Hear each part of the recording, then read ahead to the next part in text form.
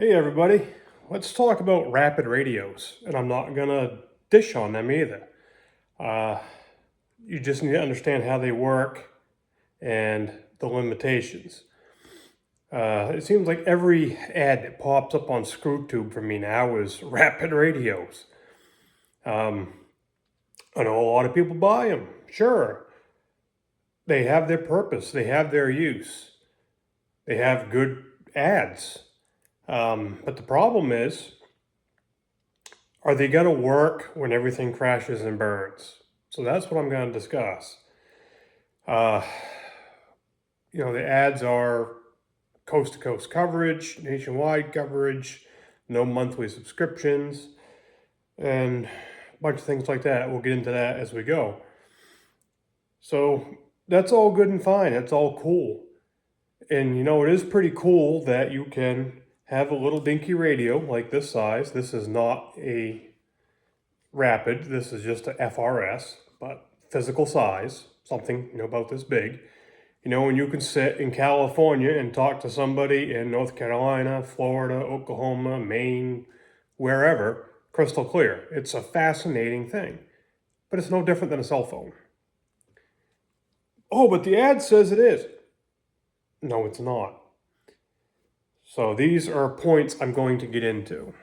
Got you loud and clear, Steve. Welcome to Rapid Radios. We have a staff of 15 people right here in Grand Rapids, Michigan. Our radios are not only inexpensive, but they provide coverage anywhere, coast to coast.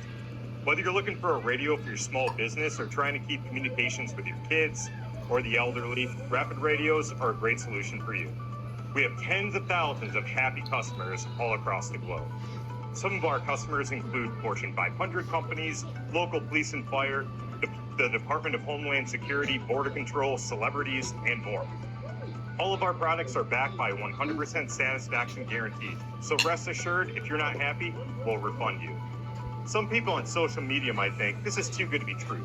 Well, I went ahead and flew one of my team members, Garrett, out to Miami, Florida. I'm sitting here in Grand Rapids, Michigan. That's 1,461 miles away from me. Let's see how it works. Hey, Garrett, this is Steve with Rapid Radio. Can you hear me? Got you loud and clear, Steve. Awesome. How's the weather there in Miami? Hope the temperature's really better than it is here in Michigan, I hope. It's a beautiful sunny and 75 down here in Miami. Beautiful, sunny, and 75. All right, Garrett, well, you take care, man. Thank you, and we'll talk to you soon. Alrighty, I'll see you when I'm back in Michigan. The Rapid Radio is working just perfect. Crystal clear communication, state to state, over 1,000 miles. Everyday, normal use, sure, cool, neat devices. No different than picking up a cell phone and sending a text, FaceTiming, making a regular phone call, whatever you may do. Now, the thing with your cell phone, if you have US Cellular, that is your network. That's what you got, right? You're not gonna start bouncing around to other networks if your carrier is down. If you're T-Mobile, that's what you've got. So the Rapid Radios advertises that they'll work in emergencies when cell carriers go down because they will basically roam. They'll go and search for other carriers.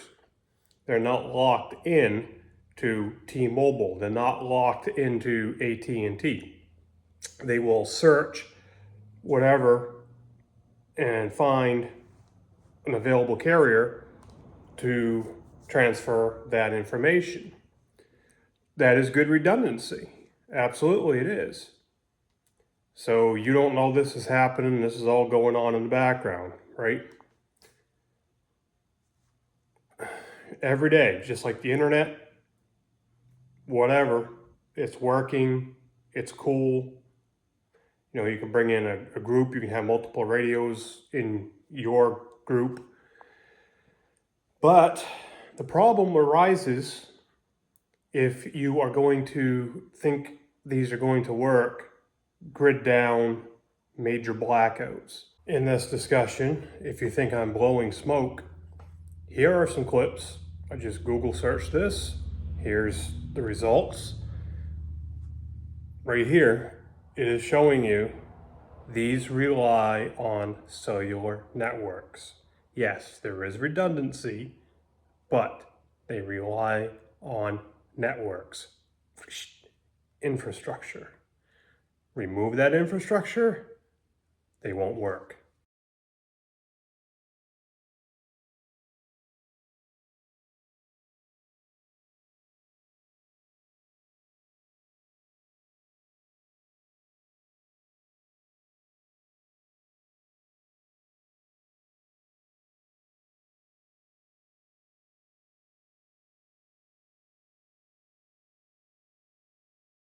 Are they going to work during disasters and emergencies? Yep, sure, they are. They're going to work as long as the infrastructure that supports them is operational. Whatever that infrastructure may be. I can't tell you exactly. Like I just said, they bounce between carriers.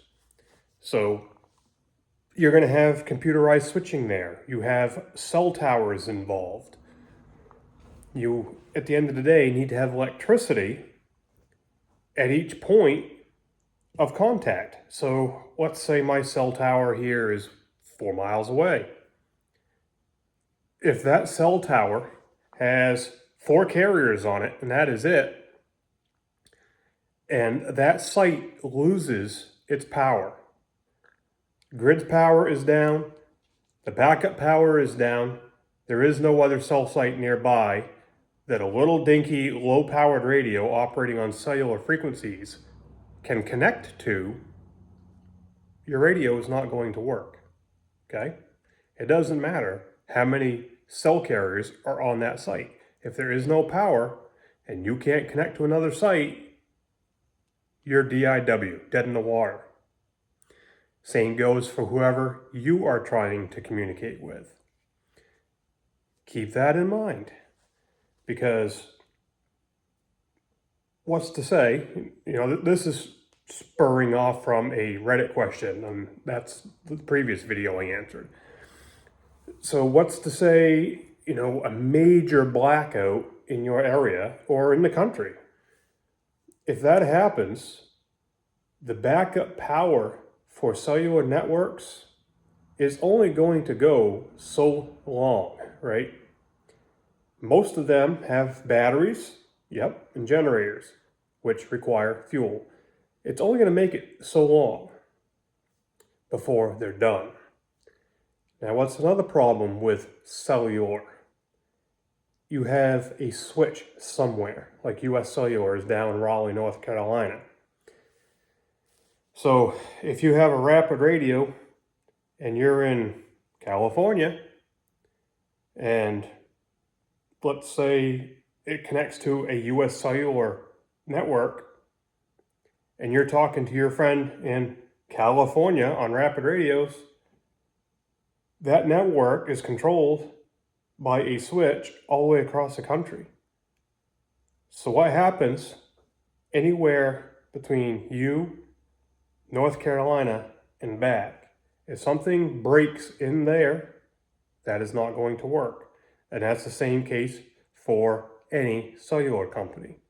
Without that complex infrastructure, you're done. Enter your reason for massive power failure, or your reason for these networks to go down. Pop an EMP, okay? Terrorism, it's no secret that it only takes 9 substations in this country to take down the country on the grid. It's no secret that our power grid is so antiquated, it's held together with duct tape and Band-Aids and bubble gum. This is all common knowledge. This is not tinfoil hat. You notice I don't have a tinfoil hat on. You can look this information up for yourself.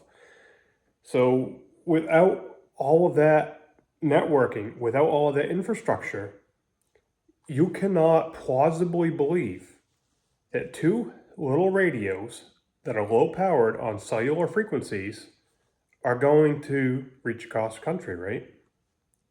It's not going to happen. And if you think that, if all that crashes, then there's this override in it and it's going to be able to go radio to radio. Nope.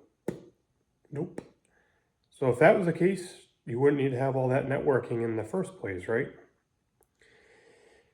Think about this, okay? I've been playing radios since early 90s, late 80s, something like that. I have a little bit of a knowledge on how radios work. And using these as an example, these are 460 megahertz. Your cellular frequencies are higher than that, okay? So it's more line of sight. You also have really no power being produced by these radios. Couple watts, whoopity-doo. That is not going to carry far. So don't think that these radios are going to be the answer for you should everything break. Now, going with that thought, let's say an EMP, right? Oh, I need to buy some of these radios and put them in a metal can and Faraday them, shield them. So if something happens, I can still talk to friends and family. This goes back to the video I made about 4 weeks ago. Like, what's the point of trying to save a cell phone from an EMP? Because you're not going to have the infrastructure, right? An EMP is not out there going, oh, where's that cell phone? I want that cell phone. Beep. I'm gonna get that. Or beep. I'm gonna get that radio. Nope. I explained in that video. The EMP is gonna take your electrical grid. All right. It's gonna overload that electrical grid. The EMP is gonna take down your infrastructure, your network. So with no networks, with no power, which is not going to come back on in 30 seconds, unlike Ocean's 11, this is going to be a very long-term event, all right? So what good would having a cell phone or rapid radios in a Faraday cage do for you when you can't talk to anybody because there's no more networks? Food for thought. Hope this was somewhat helpful. I'm not telling you don't buy these things. Yeah, sure. Normal everyday use. Sure, they're going to work during some emergencies. But absolute failure of your infrastructure and networking to make them work, they're not. And if you think I am wrong, if that happens and they don't work, just remember the old fat guy who told you what I just told you. And go, yeah, that old guy was right. Hopefully I never have to be right. Catch you later.